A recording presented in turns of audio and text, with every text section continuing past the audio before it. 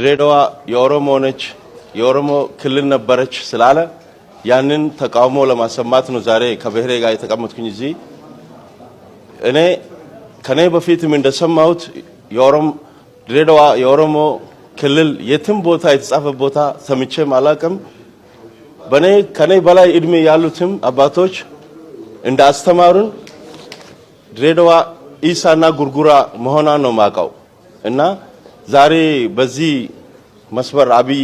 በተናገረው ባለው ድሬዳዋ የኦሮሞ ክልል ነች ያለው እሱ በህልሙ ነው ያየው መሰለን ያንን ቃል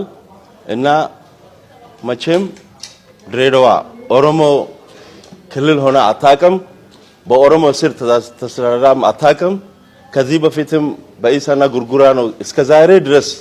የተስተዳደረችው ካሁን ከትግሬ በኋላ ቲቢኤልኤፍ ከጀመሩት በኋላ እነሱን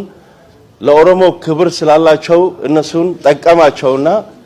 2 አመት ኦሮሞ 2 አመት ሶማሌ ስላሉት በዛ ሰበብ ነው ኦሮሞ የገቡት ድሬዳዋን ከዚህ በፊት ኦሮሞ ድሬዳዋ ላይ ወተትና እንቁላል ነው ይዘው የሚመጡት ከሀገር ቤት 11 ሰዓት ሲሆን ደግሞ ሃይ ስኩል ተቀምጦ በባቡር ይመለሳሉ ከመጡበት እኛ እንደዛ ነው ያደግነው ከኛ በፊትም አባቶቻችን 90 አመት ያውና እዚህ ተወልዶ እዚህ ያደጉ አሉ እና በጣም ነው ያንን ጠቅላይ ሚኒስትራችን አስቦ የተናገረው ነገር በጣም ይቅርታ ማለት አለበት ድሬዳዋ ዛሬም ነገም ኢሳና ጉርጉራ ነው መባል የነበረበት እንደዛው ነው የሆነው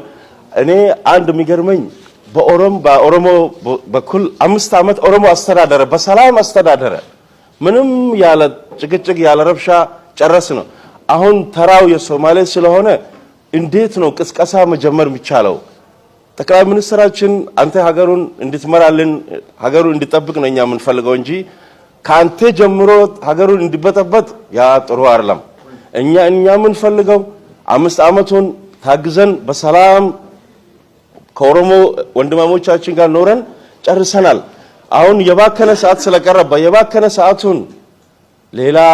አጀንዳ መክፈት ተገቢ አይደለም ድሬዳዋ ሰላም ነች የብሔር ብሔረሰብ ነች